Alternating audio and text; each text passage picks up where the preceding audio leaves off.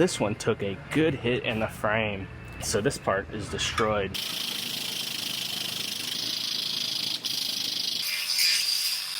I stay putting in that work. Everything I get, I'm hurt. You can tell by the way I walk, I ain't just talking about it. I stay putting in that work. Everything I get, I'm hurt. You can tell by the way I walk, I ain't just talking about it. I stay putting in that work. I have a Dodge Ram here. This one took a good hit in the frame right here. Knocked the frame over, buckled it right where this piece slides into this joint of the frame, and so this part is destroyed. Luckily they actually sell that front stub, so I have a new piece, and it actually, I got to cut that one out, and it slides inside of there. It slides inside the other piece, and it gets welded in that way. And then it also gets this upper apron assembly piece. First, I am going to go ahead and I'm going to get our measuring system out, and I'm going to measure the frame. I want to make sure every other part of the frame besides this damaged portion is in good shape. If not, I might have to do some pulling to square up the frame. So I want to check everything else on the frame, make sure it's good. If it's not, I'll fix it. If it is, then I'll go ahead and I can cut this section off.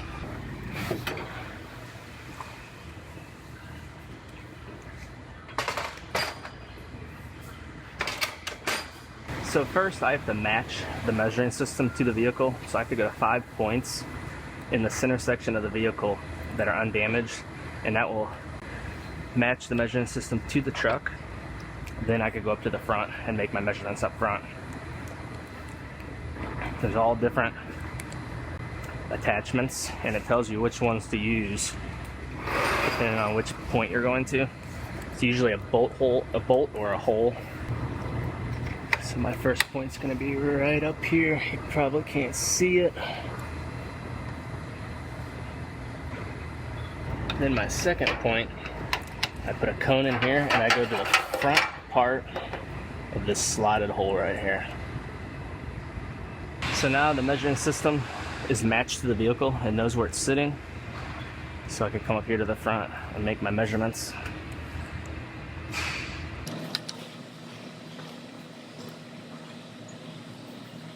Well, unfortunately, not only is this side of the frame way off, but this side is pushed over about 12 millimeters.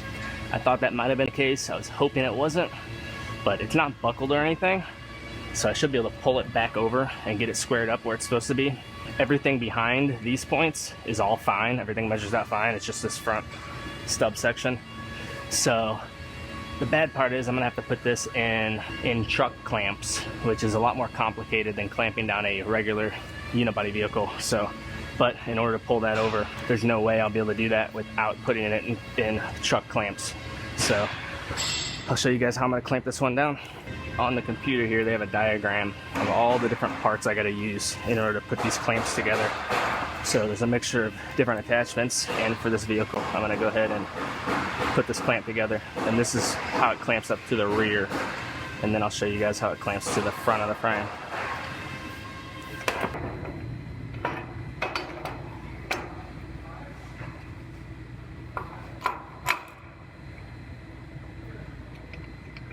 So the way this attaches in the back is it has this cup and another cup here, and they're gonna sit over that bolt right there. And when I tighten everything down, that'll lock down the back, and then the front attaches a little differently.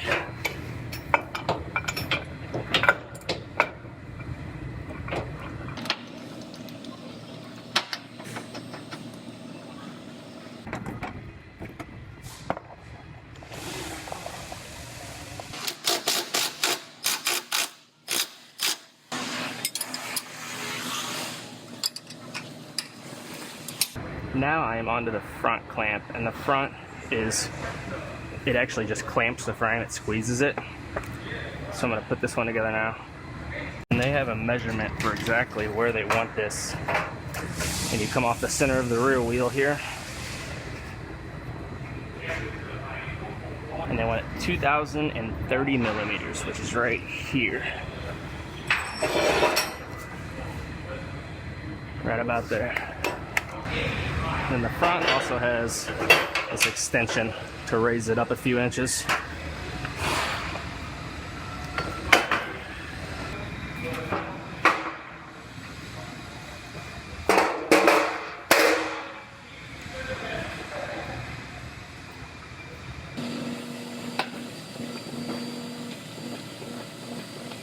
Now, whenever you go to tighten these clamps up, you have to really think about the order of which bolts you tighten up first, because if you don't tighten up in the right order, it will actually bind up if they're not tightened up in the proper order. So the first thing is I'm going to tighten up the top clamp part.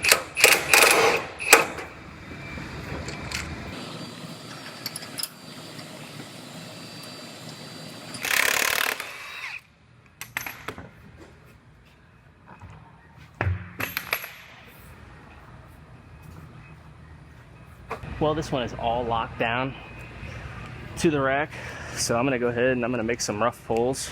Pull this over, and then I'll tweak this one over a little bit, and then I'll set up the measuring system again and make some measurements. I'll have to recenter it to the vehicle to make my measurements again.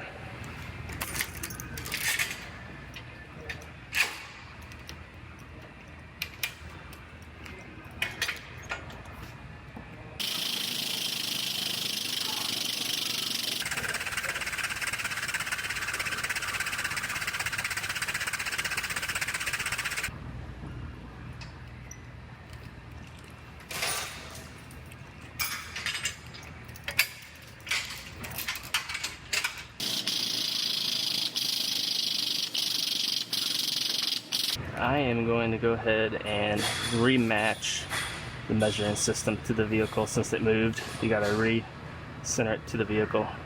Then I will come up to the front and start dialing in those frame rails exactly where they're supposed to be.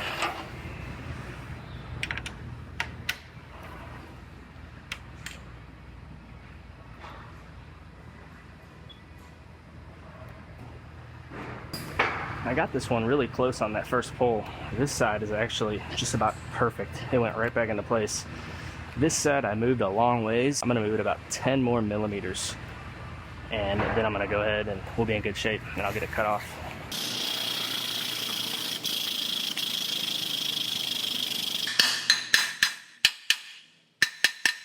I got this one all squared up.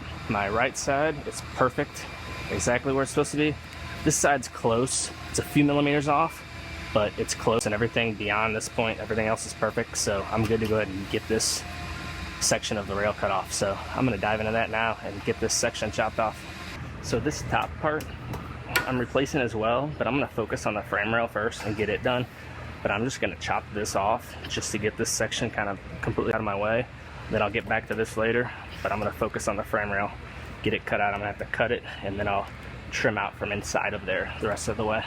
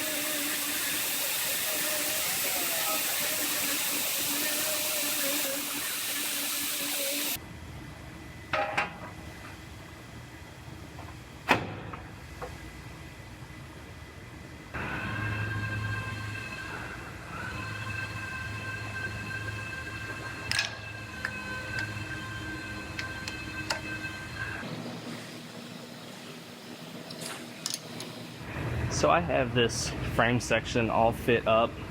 I got it measuring out perfectly, so it is ready to weld. So I am going to go ahead and get the MIG welder out, and I'm going to zap this all the way around. And then it also gets welds on the inside of this oval hole here. Then after that, I will start fitting up the upper rail section and get all that worked out. Well, first start cutting this one off, then start fitting the new one up.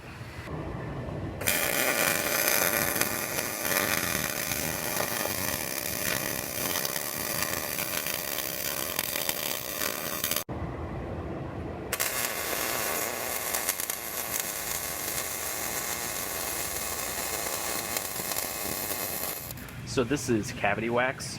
I'm going to hose inside of this frame rail to protect it's corrosion protection for the inside for all the area that I welded any bare metal. And this sprays in a 360-degree pattern. You can see right there. And I'll hose this all the way down in here. Alright, now on to the upper rail assembly I have to replace. Now this piece, it slides in way back up in here. In order to put the whole piece in, you have to take this whole piece off, and you also have to take the dash out because you'll be welding right up against where the dash goes, and it could catch fire. But they actually make a sectioning procedure. They have a procedure where I could cut this right here, right in here, and it shows I could cut this anywhere up in this area. So I'm probably gonna cut them both. Probably cut this one here and this one here. And this is the repair procedure. It shows anywhere in the green you could section it in, so pretty much anywhere in the top area. Then they want me to go in the back of this bottom area. I'm gonna go ahead and I'm gonna mark this. I'm gonna go 50 millimeters back from this hole for my bottom cut. Then my top cut, I'm gonna go 40 millimeters, can't talk, 40 millimeters back from this hole.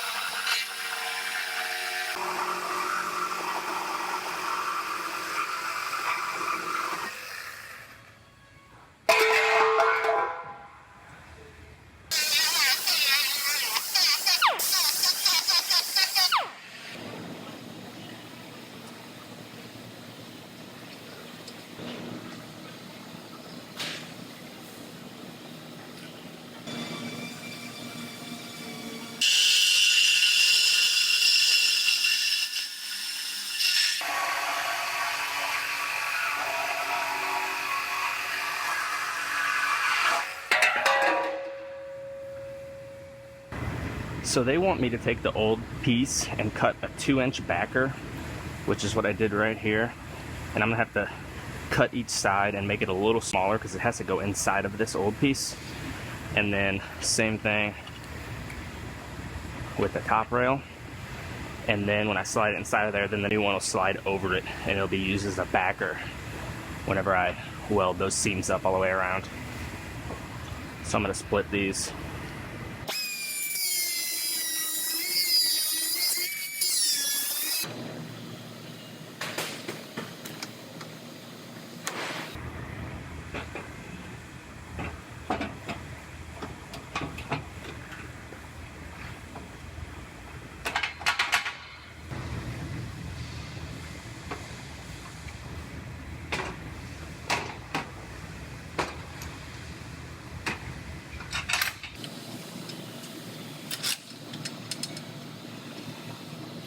So I'm going to do some comparison measurements.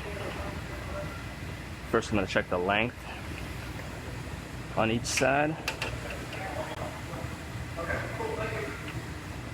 And that's dead on. Now I'm going to check and see if it's square.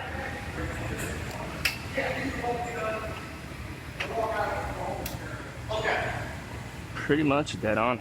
Perfect. So I am going to go ahead and weld both these seams, get this piece all welded in, and then I will get this thing down off the frame rack.